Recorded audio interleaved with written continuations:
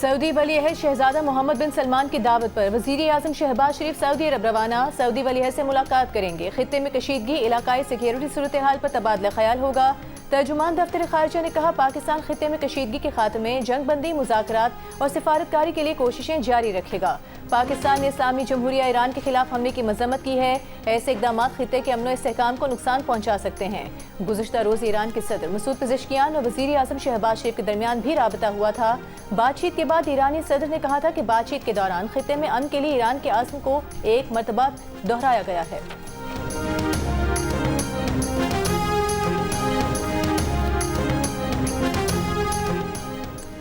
Iran के आईनी हुकूक तस्लीम किए जाएं, जंग में ईरान के नुकसानात का हर्जाना अदा किया जाए और आइंदा ईरान के खिलाफ जारियत नहीं होगी। आलमी ताकतें इसकी जमानत दें। ईरानी सदर मसूद पेज़ेश्कियान ने जंग बंदी के लिए 3 शराइत रख दी। ये भी कहा कि उन्होंने रूसी सदर और पाकिस्तानी वज़ीर आज़म से बातचीत के दौरान खित्ते में अमन के लिए ईरान के आज़म को एक मरतबा फिर दोहराया है।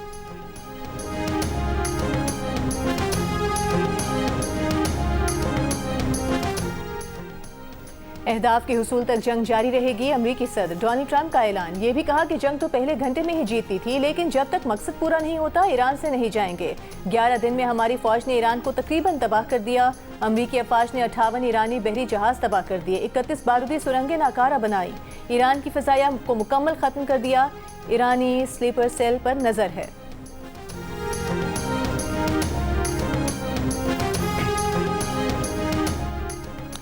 तेल के ज़खायर रिलीज करने से भी कीमतें नीचे ना आ सकीं। आलमी मार्केट में खाम तेल की कीमत $100 फी बैरल तक पहुंची, फिर $99 पर आ गई। उधर ईरान ने रद्द अमल में कहा है कि दुनिया $200 फी बैरल तक पहुंचने की तैयारी पकड़े।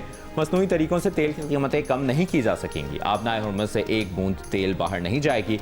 इसराइल, अमरीका और इत्तेहादियों के जहाज हदफ बनाएंगे, जबकि अमरीकी सदर डोनाल्ड ट्रंप ने कहा है कि कीमतें नीचे लाने के लिए अमरीकी स्ट्रेटेजिक तेल के ज़खायर से फ़ायदा उठाया जाए।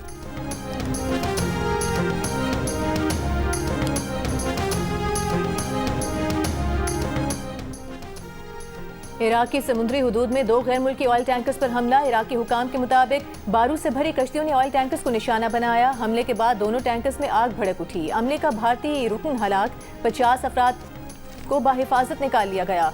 आबनाए हुर्मुज़ के करीब कंटेनर बरदार बहरी जहाज पर भी हमले की इत्तला। इराक के शहर एरबिल के फौजी एयरपोर्ट पर भी ड्रोन हमला। कुवैत इंटरनेशनल एयरपोर्ट को मुतादिद ड्रोन से निशाना बनाया गया। दुबई में भी रिहायशी इमारत पर ड्रोन का मलबा गिरा। ईरानी हुकाम के मुताबिक इसराइल में भी 2 इसराइली फ़ज़ाई अड्डों पर ड्रोन से हमला किया गया।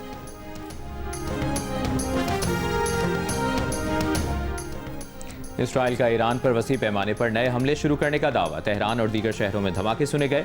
इसराइली फौज ने दावा किया है कि ईरानी हुकूमत के इंफ्रास्ट्रक्चर को निशाना बनाया जा रहा है। इसराइली फौज का ईरान में न्यूक्लियर प्रोग्राम की अहम साइट्स को भी निशाना बनाने का दावा। तेहरान के करीब वाक़े साइट को जंगी जहाज़ों ने निशाना बनाया।